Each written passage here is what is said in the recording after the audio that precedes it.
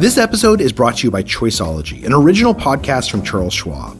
Hosted by Katie Milkman, an award-winning behavioral scientist and author of the best-selling book How to Change, Choiceology is a show about the psychology and economics behind our decisions. Hear true stories from Nobel laureates, authors, athletes, and more about why we do the things we do. Listen to Choiceology at schwab.com/podcast or wherever you listen. The fear that I have is that there's just going to be more and more stuff that I'm going to have to figure out.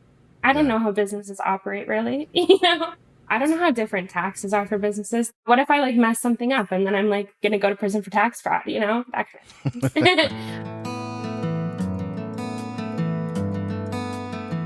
Welcome to How To. I'm Carvell Wallace. Did you know that there are approximately 33 million small businesses in the United States, which means at some point, millions of people looked at their jobs and contemplated taking a different path, just like this week's listener, Sarah. Currently, I'm working at a company that I'm not going to name that is a mobile dog and cat grooming business, and it works on a 30% commission.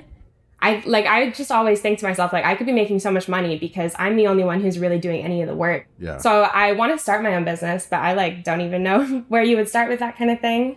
So let's go back a little bit. How did you even get into pet grooming in the first place? What drew you to it? I love dogs. I have my own dog. I actually helped birth her. She's the only girl. She's beautiful. You can't see on podcasts, but yeah, I love dogs. So that love for animals landed her a job at Petco. But don't worry, that's not the company she's currently at. And she started on the sales floor. But then someone was like, you should try grooming, which was really tempting to Sarah because there she would actually get to work with the animals. Their grooming process was really long, and I was doing a lot of grooms at $12 an hour, So that's why I switched companies because they paid on a commission basis instead of an hourly basis. Yeah. Gotcha. So what do you like most about pet grooming? What sparks joy for you? I really love handling dogs, and there's something about me. I'm not a big fan of authority per se, so I really enjoy working independently. I'm the one who's driving between appointments. I'm the one who's communicating with the customers, that kind of thing. If you're not familiar with mobile pet grooming, Sarah has a van that she gets 3 days a week.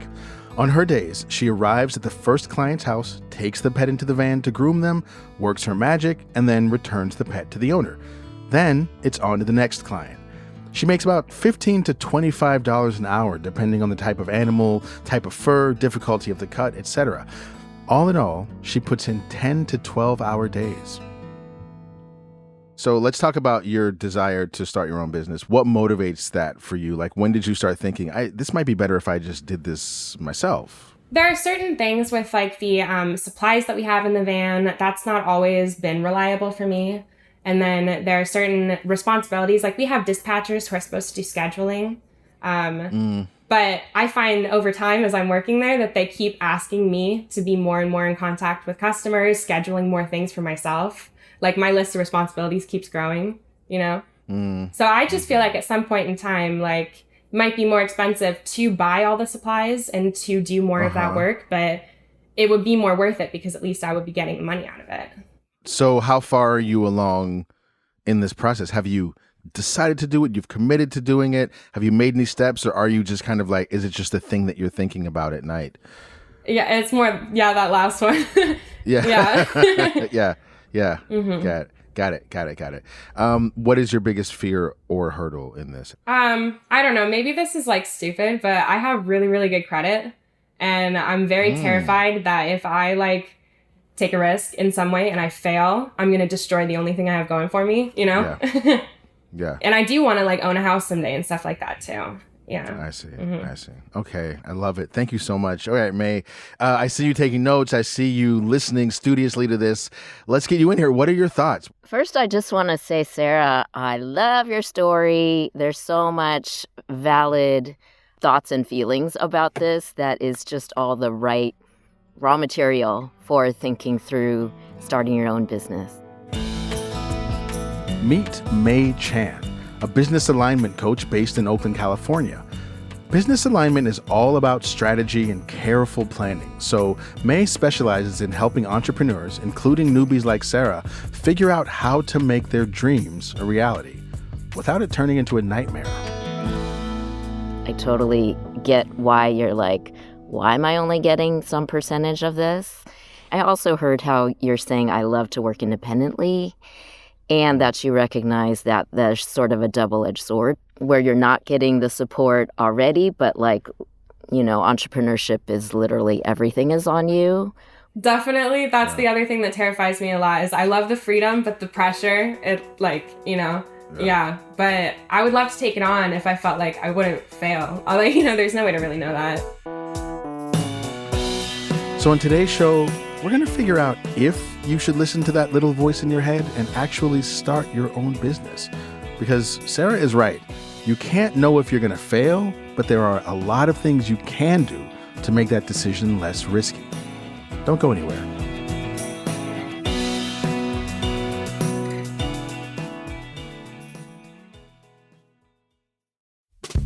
This podcast is brought to you by Progressive Insurance. Let's face it, sometimes multitasking can be overwhelming. Like when your favorite podcast is playing and the person next to you is talking and your car fan is blasting, all while you're trying to find the perfect parking spot. But then again, sometimes multitasking is easy, like quoting with Progressive Insurance. They do the hard work of comparing rates so you can find a great rate that works for you, even if it's not with them. Give their nifty comparison tool a try, and you might just find getting the rate and coverage you deserve is easy. All you need to do is visit Progressive's website to get a quote with all the coverages you want, like comprehensive and collision coverage or personal injury protection. Then you'll see Progressive's direct rate, and their tool will provide options from other companies all lined up and ready to compare, so it's simple to choose the rate and coverages you like. Press play on comparing auto rates, quote at progressive.com to join the over 29 million drivers who trust Progressive. Progressive Casualty Insurance Company and Affiliates. Comparison rates not available in all states or situations. Prices vary based on how you buy.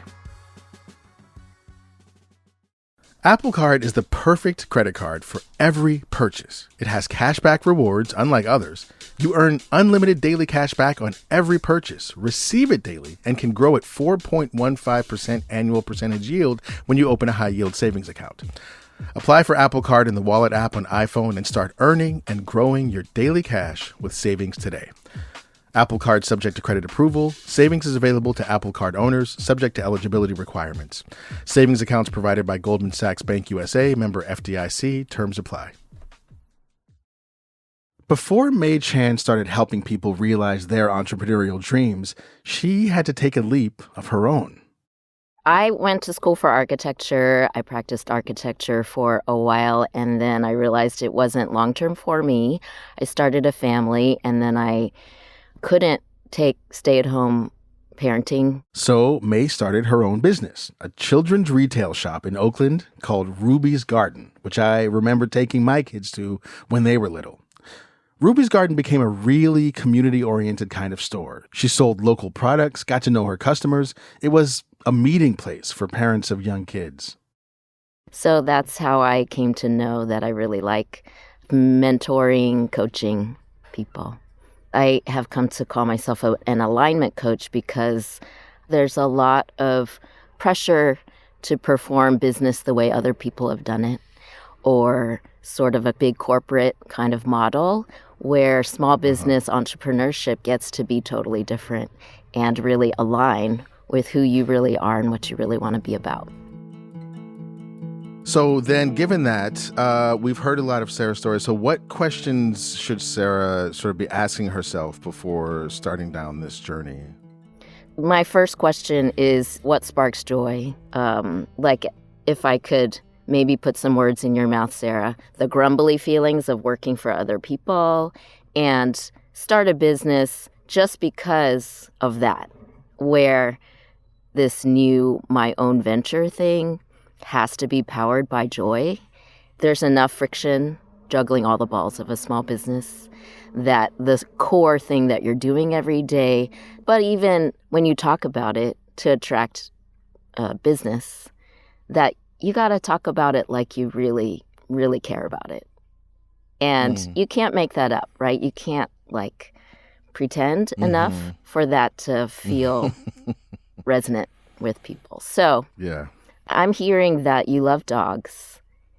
And I'm not sure if I heard I love dog grooming. Yeah. Well, so I'm a little burnt out right now, to be honest with you. And that's the other reason why I want to start my own business. They always overschedule me. I'm always in a rush, and I don't do well when I'm in a rush. You know what I mean? I really put a value on the work that I put out, and like what that says about me. And I also don't think it's a safe environment if you're like rushing people. Like I originally didn't get lunch breaks. So 10 to 12 hour shifts, no lunch breaks, because they figured it was your break when you're driving, So I had to be insistent and be like, no, I need lunch breaks. So now I get lunch breaks, which is cool. But even some days, if I'm running behind, I'll just have to skip my lunch break just so I'm not ending up like an hour behind at like 9 o'clock at night, Sarah, Wow. I'm sorry. That's super not right. The way what you're describing is a level of stress that is not okay. I just want to validate. Yeah, and I do love dogs. I like love being around them, but it's really hard to love being around them when I feel like so stressed, Yeah. Yeah, I would say that one thing I've learned from being self-employed for, however many years working as a freelance writer is that I love my job until I start performing it in a way that feels at someone else's control. I don't have say in what I'm doing and I overwork myself. Then all of a sudden, I actually hate my job. The job that I prayed for, the job that I was like, I need to take the big leap and change my life and go do this thing. The thing that I wanted so badly, I found that I could start hating it once it got to a certain level of like hyper production, constantly trying to meet other people's expectations and standards and deadlines. And that's a really sad thing, to lose that love for something that we love so much. So what I'm hearing you say, Sarah, is that another reason you want to start your own business is because you want to be able to care for your love in like a way that actually allows you to like stay loving it. Yeah, exactly. So here's our first insight. When you're thinking about starting your own business, examine what's motivating you. Note what's sparking joy and what's being fueled just by dissatisfaction with your current job. And if it's the latter, then it may be just worth finding another role that's a better fit, because there is real risk when starting on your own. It's not all joy. It has to be dollars. And I think my job is to bring together both, being very centrally held. I would ask, what is Sarah's vision of dog grooming? In your world, in Sarah's ideal world, you don't have to be mobile if you don't want to, if that's not the thing that really makes it easeful for you. Yeah, honestly, if we're taking money out of the equation, I think salon grooming is better. It's more peaceful, because that way, if I need like a break from the dog, if the dog is biting me, I can go put it in the kennel. Or I can like even go take a break and then come back to the dog, which I can't do with mobile grooming.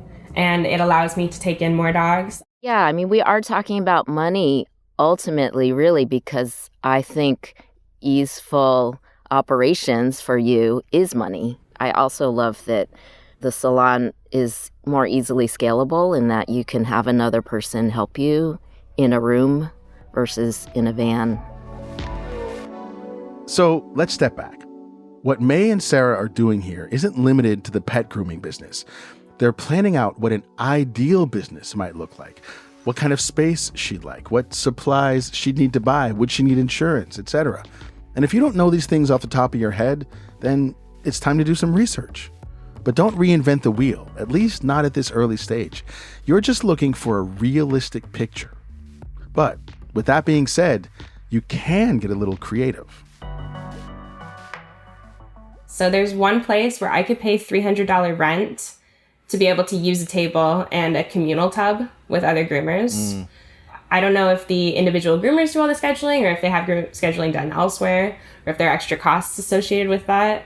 I was kind of afraid of that because it seemed too good to be true, to be honest with you. The other thing I could do, because I live in an apartment, but my parents have a garage and they love me. So possibly, if I helped them clean out the garage, they would let me like use it temporarily and groom dogs there, build up the business a little bit, I love the garage. The parent garage is such a good idea. This is not like the long-term solution, but I just love when you have a way to try it out without signing a big lease and committing to a lot of dollars at first. By the way, as part of the research you're doing, you'll need to find out if you can operate a business out of, say, your garage. But here's what I'm taking away from this. There's this American mindset, right? That in order to be a successful business person, you need to commit. The future of your company depends on you quitting your job, taking the leap, investing wholeheartedly, gambling it all on this one venture. But in reality, it doesn't actually have to be that way. Small business owners especially should be testing their ideas in small risk ways to see if this still sparks joy, if this still makes sense monetarily, if there's a market for this. And we're going to hear more about how to do that after a break.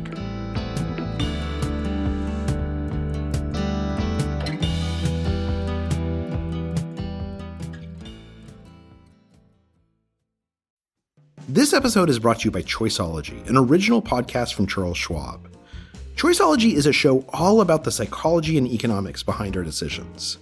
Each episode shares the latest research in behavioral science and dives into questions like, can we learn to make smarter decisions? Or what is the power of negative thinking? The show is hosted by Katie Milkman. She's an award-winning behavioral scientist, professor at the Wharton School, and author of the best-selling book, How to Change. In each episode, Katie talks to authors, athletes, Nobel laureates, and more about why we make irrational choices and how we can make better ones. Choiceology is out now. Listen and subscribe at schwab.com/podcast or find it wherever you listen. This episode is brought to you by Choiceology, an original podcast from Charles Schwab. Choiceology is a show all about the psychology and economics behind our decisions. Each episode shares the latest research in behavioral science and dives into questions like, can we learn to make smarter decisions? Or what is the power of negative thinking? The show is hosted by Katie Milkman. She's an award-winning behavioral scientist, professor at the Wharton School, and author of the best-selling book, How to Change. In each episode, Katie talks to authors, athletes, Nobel laureates, and more about why we make irrational choices and how we can make better ones. Choiceology is out now. Listen and subscribe at schwab.com/podcast or find it wherever you listen. Apple Card is the perfect credit card for every purchase. It has cashback rewards, unlike others. You earn unlimited daily cashback on every purchase, receive it daily, and can grow at 4.15% annual percentage yield when you open a high-yield savings account. Apply for Apple Card in the Wallet app on iPhone and start earning and growing your daily cash with savings today. Apple Card subject to credit approval. Savings is available to Apple Card owners, subject to eligibility requirements. Savings accounts provided by Goldman Sachs Bank USA, member FDIC. Terms apply. We're back with Sarah, a dog groomer who is thinking about starting her own business, and Mae Chan, a business alignment coach based in Oakland. Growing your clientele seems mostly like a digital effort nowadays, but with community-based places like Mae's store or Sarah's, as of now, hypothetical pet grooming business, there is still value in being visible. The easiest attention is people just walking by with their dogs and being like, oh, look at that. The placement came at the same time I was thinking about this need. So, our local dog park has a grooming station right there. They get muddy, they go swimming in the bay, and then, oh, look, this is exactly where and when I needed it. That would be the most friction-free way for you to attract people in. I don't know if you have access to that kind of place where people talk about dogs. My parents' garage is across from a park, but I don't know how much I'd be able to really deface their house and advertise for that. I could probably put up a couple signs in their yard or something. Okay, now some of you may be thinking, Carvell, I know we're talking about small business here, but operating out of your garage sounds really small. But see, that's kind of the point, right? It's a small risk test run. But even a test run has its costs. When we're getting something off the ground, a lot of times we don't make a lot of money for the first, month, 2 months, 3 months, 4 months, 6 months. How much runway do you have to operate your own life without making the same kind of income that you've been making from your current sort of steady job? That is a big drain. I don't have a lot of savings because I'm not really able to gain a lot of savings, which is another reason I want to start my own business. But how am I going to survive, while I'm getting it off the ground is kind of what I think about. Yeah. Mae, what are your thoughts about that? Can you continue at a job, whether it's this job or a better job, while you're getting this thing off the ground? Ideally, it's most dollars for least effort, so you can really focus on building this other thing that really is your passion. That sounds great. Yeah. So I have been applying to other grooming places, but I used to have a job at the census, which I really liked. So I'm actually applying to that right now. If that doesn't work out, there are a number of other things. I am looking for a second job since I only work 3 days a week. And then I'm thinking I could scale out my dependence on my current job financially, Yeah. This is your first job, really, this new business. And the other thing is, making it feasible, just balancing dollars and time. Here's our next insight. Make the financial risk less risky by diversifying your income. Like, unless you have a sturdy safety net to catch you or a big savings account, don't just jump. Always support yourself through some other kind of income. I think of it as almost like trying on the costume and just seeing okay, I'm going to perform the day as this person and just see what comes up. Again, and it feels like, Mae, that it has a lot to do with this feeling of being on your own. You're the only person responsible for everything. You have to figure everything out.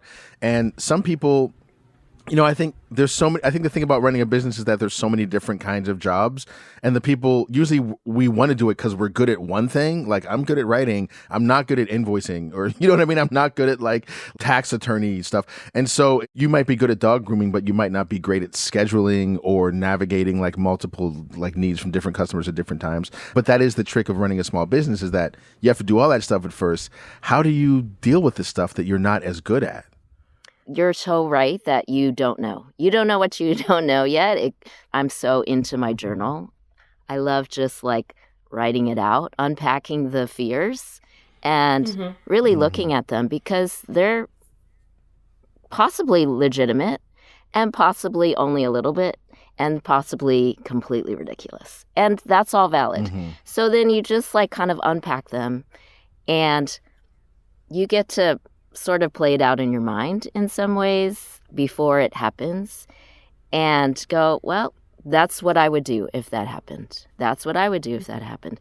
There are ways that you can make the operations smoother for you, knowing that it could be like this, it could be like this. These are the pluses of that. You might be sitting around sometimes, but you didn't have to answer a bunch of texts and fit people in. There's also many, many robots for scheduling right now, right? I use Calendly, pick a slot. If you can't find a slot, I can't help you.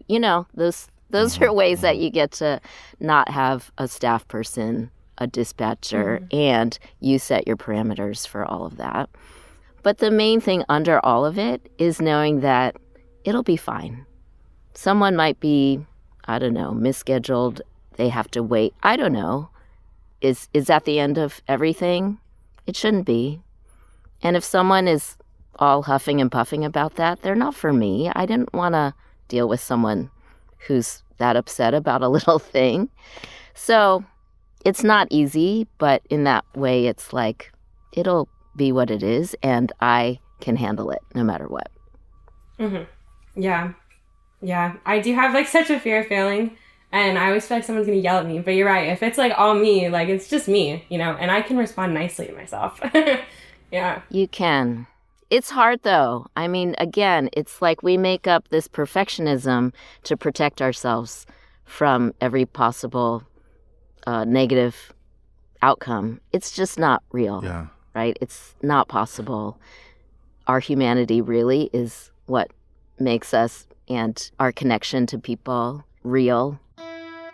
But in running a small business, that connection can often be hard to come by. You can feel isolated and totally responsible for the success or failure of the whole thing.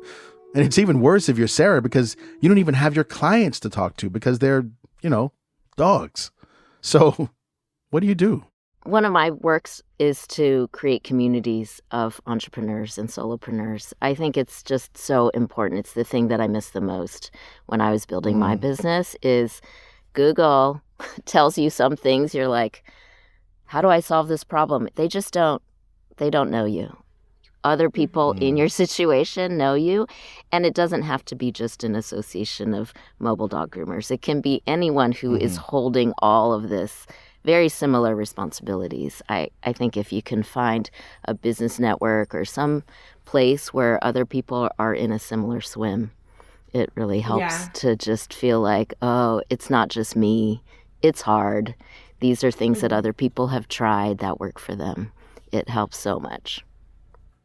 Yeah, I have been looking at the groomer subreddit more recently, which is kind of what's put more of a fire under myself to want to start my own business. But also I'm really bad at networking. I don't know how other people do it. They'll be like, you have to make connections professionally. Am I gonna make an appointment with somebody who owns a business and be like, you want to get coffee sometime? That feels really weird to me. How do you put yourself in situations to come across people to network with, Instagram is a place where people like me are talking and saying, hey, come to my thing. And, you can find the ones that you really vibe with and know that whoever they're gathering are going to have a similar vibe. That's ideal. I am part of a business network group called BNI. This is a big corporation with chapters all over. I can't imagine there isn't somebody nearby. I mean, essentially, you can say, I'm starting a business, right? I have a business anytime. Nobody's requiring you to be fully supporting yourself. You're a business person because you are having this conversation in some ways, ready to do this. You know what I mean? So that's part of it is owning that dream. It's in some ways just a sentence you get to say for yourself, I'm starting a business. I am this person. And then you get to have those conversations. I think some of the bad at networking is, why do I get to cold call that person? Because you do, and you never know. You never know who's actually looking for exactly what you're looking for too. Okay, so this is our next insight. There's a mental shift here. You don't have to have doors open, pulling in a certain amount of profit to call yourself a business owner. You can just call yourself a business owner. I want to ask you a question a little bit to help our listeners make a link here, because so many people, when they want business advice, you want someone to come in and be like, okay, so here's how you do your business plan. And then in a 5-year plan, you only want to be this percent leveraged on these outgoing expenses. You want to make sure, and you're not doing any of that. So why, as a business coach, how as a business coach, are you talking so much about joy and community and not so much about how much you should be leveraged for your initial capital output? It's not that those things are not super relevant. Profit margin is the next thing that we would look at. And really, at the go, no go kind of moment is the spreadsheet. And it has to do with the other thing I said of what is Sarah's vision of ideal operations of this business, right? This capacity for this many dogs per hour at this rate gets me this much revenue minus expenses equals this much profit. Was that worth my time? Does that seem feasible? Does that seem easeful? Can I fully satisfy myself and my customers? Those are important, and they do translate to actual dollars. I think that is a puzzle that can be worked out. They might do that exercise based on maximizing dollars.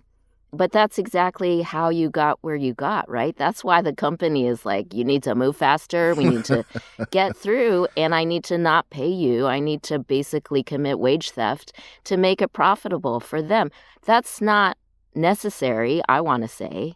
It's definitely not necessary for you on you, But I actually don't think it's necessary for any company to do that. But, this is a funny world we live in. That's why I'm like, in entrepreneurship, how can you be the great boss to yourself as much as possible? But yes, the dollars definitely need to work out. And I'm also not against working hard. There may be days that you're like, they're probably in the beginning, you may feel wiped out a lot of times physically, but like energetically, you're like, and it's all mine. Like, that's pretty exciting. It's pretty energizing in a different way, right? So these are the things, like, if you didn't design for, I'm so excited about what I'm building, then all the dollar spreadsheets, like, that kind of doesn't matter because it's not sustainable long term, right? Like, I'd love for you to start something that you are excited about for 5 to 10 years. That may sound like an eternity, but it can't be that you're like, okay, I'll just bring myself out for a year and then see how far I can get. What's the point? Because you'll have built this whole foundation of Sarah is an excellent dog groomer. She's really kind. You know what I mean? That's the thing you're building foundation for that gets to take you into everything in front of you. Mm-hmm. Yeah, well, and I've actually got a lot of big dreams. Like, dog grooming, I feel like, isn't the finish line for me, which is maybe why I don't sound like it's, like, my passion in life, Because I really want to, like, own enough land that I can have, like, a pack of dogs, like a community, and I can do dog boarding, I can do rescues, I can do fostering, that kind of thing, where you, like, help dogs rehabilitate themselves. That's really what I would love to do. But I live in an apartment, Yeah, so not super feasible at the time. And I could do dog grooming then too. Obviously, I would groom my own dogs. I could groom other people's dogs to help pay for the sanctuary, type situation. But yes. Dog spa. That's a much larger undertaking.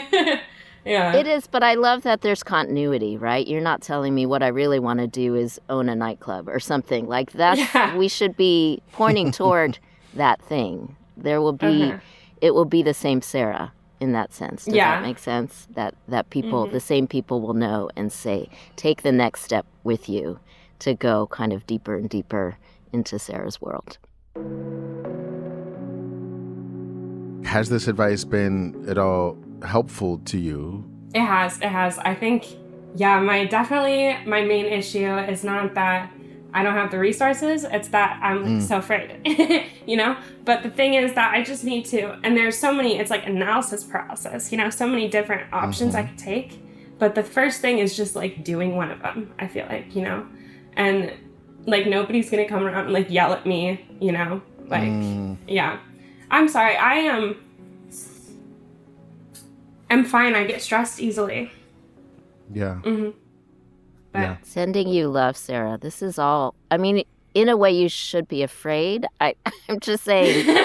It would be, it would be funny if you weren't aware of what can be hard and challenging. I think the piece that will help that is knowing how powerful you are, how wise you are. Everything you said about what you know about grooming and the business, that's real. That's real, and nobody can take that away from you. You'll bring that, and my sense is that you're a caring human who will serve your customers with everything you've got and be a learning human to iterate your way into better and better. That's the core thing that you can lean on. And this is not to, like Pollyanna, bypass what's scary. And I think the tears is the truth, and you get to receive that part of yourself with love. Yeah. Thank you so much. My other takeaway, I feel like, is I need to be more direct and ask for what I want, and that's okay. And I really appreciate you. Thank you. Well, it's really, I was going to say, you did do that. That's why you're on this show. Yeah. So it's like you already know how to do that. Like, you're the person on this show right now. No one else. You. And so of all the people out there who have questions, you're the one who we're talking to right now, because you actually do have the ability to reach out and be direct. And when you do, things happen. That's what I'm seeing. So powerful. You raised your hand. Yeah, that's right. Yeah. Okay, so just one last thing. And maybe you hate questions like this, Mae, but I have to ask. So for listeners who are like sitting at home going, I'm going to start my own business. Let's do this. I'm fired up. What are kind of like the first 3 things you would tell them they need to do? Like if they're going to start today, right now, what's the first things they need to do? I would first love to start with, is this something that I would do for free because of the pure joy? And then number 2, I would say start penciling out your dream business and what that looks like operationally, and see if you can translate that into dollars and do some kind of cocktail napkin feasibility. And then start asking questions, investigate. Just start asking.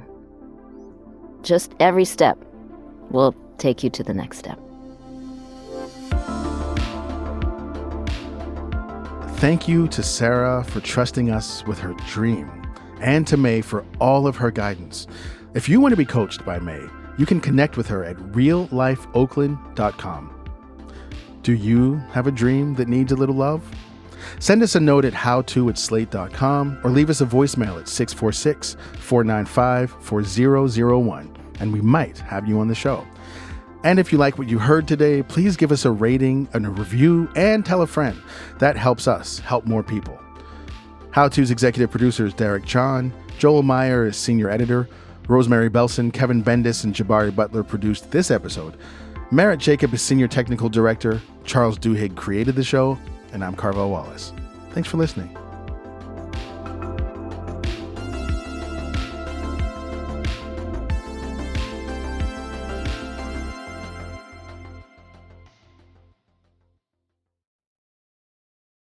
Hey everybody, it's Tim Heidecker. You know me, Tim and Eric, Bridesmaids, and Fantastic Four.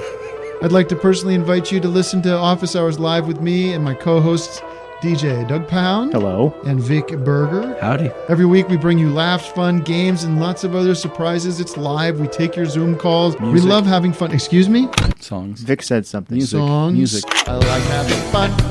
I like to laugh. I like to meet people who can make me laugh. Please subscribe now.